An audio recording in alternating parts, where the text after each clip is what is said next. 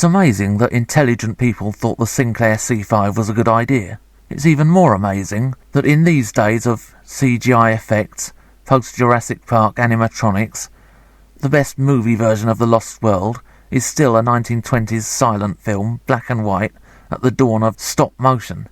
I was excited to find out in the early 1990s that there was a new version of The Lost World, and this film actually starts off pretty promisingly. It has John Rhys-Davies playing a charismatic challenger, and also David Warner as Summerlee. Ed Malone is American for some reason, but there's no sign of Roxton because he's a big game hunter, and big game hunters are nasty.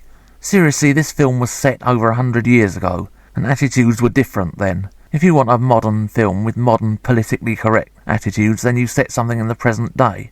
You don't patronise the intelligence of the audience. The group make their way to the Lost World, and it's here that things start to go downhill.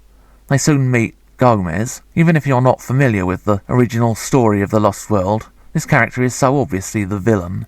In fact, I'm surprised they didn't have cartoon baddie music every time he appears.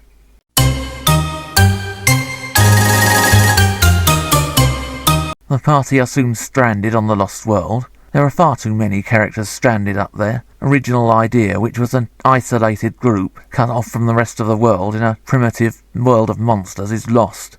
No pun intended. In the original Lost World adaptation, back in the 1920s, the dinosaurs were the main selling point. In this case, they seem to have been thrown in as an afterthought. We see the occasional monstrous head poking out of the vegetation, but they just look like toys. There's a T-Rex, which is more or less just a head sticking out of the jungle. And just when you think things can't get any worse, you find there's a sequel. It was made at about the same time, or just after the first one, and it opens with the Lost World looking like it's going to be exploited for oil by an evil capitalist. No! Go away, you evil capitalist! Oh, and Gomez is back from the first film. Mr. Challenger, we meet again. Before you know it, the original cast find out about what's going on. They go to the Lost World and they're all stranded there again, in what is essentially just a retread of the original. They even managed to recycle a lot of the dinosaurs.